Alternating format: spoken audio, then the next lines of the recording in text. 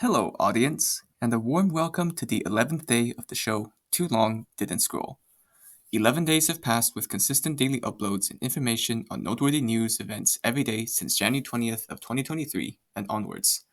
Scroll through the catalog to find out what happened on any particular day and get your day started off with a quick and listenable summary of what happened in the world the previous day.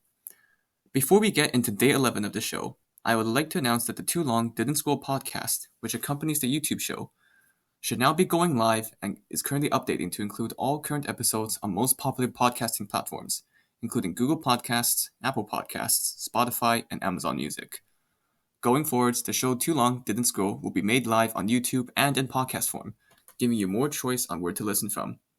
Links to the podcast will be available in the description. Alternatively, you can copy the provided RSS feed in the description and paste it into such podcasting services. The show should show up on most of them, though some podcasting services like Google Podcasts may be a bit slow to update. With that out of the way, let's dive into what happened on January 30th, 2023. We start in the country of Pakistan, specifically in the region Khyber Pakhtunkhwa, which has been engulfed in clashes between Pakistani security forces and Islamic insurgency militant groups such as Tehrik-e-Taliban, in a similar vein to the insurgency in the Balochistan region, aligned with forces like Al-Qaeda and the Islamic State, or ISIS.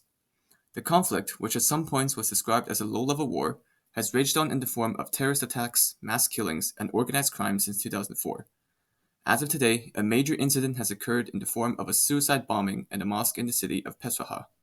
A suicide bomber managed to slip into the mosque during Zuhr prayers and detonated the vest, killing more than 70 people and wounding around 150 at around 1:40 p.m. local time, including 27 police officers stationed at the nearby counterterrorism unit building.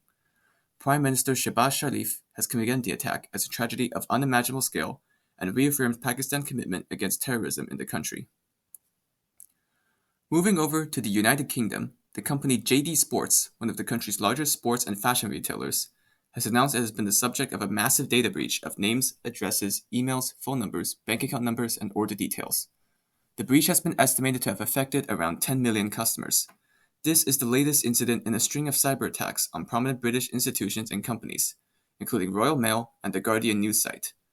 Customers who may have been affected by the data breach are advised to keep on the watch for an influx of potential scam and scam emails, calls, and texts.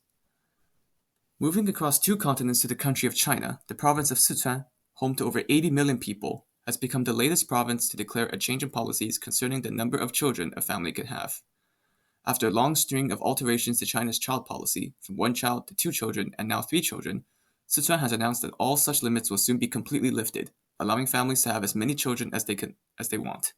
Such comes in the midst of data that China could be approaching a state of demographic collapse as its burgeoning population of aging people continues to skyrocket in proportion to younger groups in the wake of slower birth rates.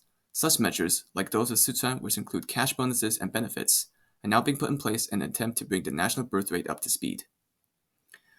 Moving on to the topic of Peru, the Organization of American States, a Washington, D.C. headquartered organization intended to foster unity among the countries of the Americas, has formally asked the Peruvian government to hold a new round of elections in the wake of violent protests erupting across the country after the ousting of the previous left-wing president, Pedro Castillo, after accusations of trying to grab control of the government for himself. The organization has asked current President Dina Boulard to convene new elections soon in an attempt to curb the violence. The protests so far have claimed over 60 lives and placed the country in a state of emergency that also saw the famous Machu Picchu landmark be shut down. Meanwhile, the Pacific island nation of Kiribati will be returning to the Pacific Islands Forum, an international organization seeking to encourage cooperation between oceanic countries. Kiribati left the forum last year, ostensibly due to security pressures from China after its security deal with the Solomon Islands that would allow a greater Chinese military presence in the area.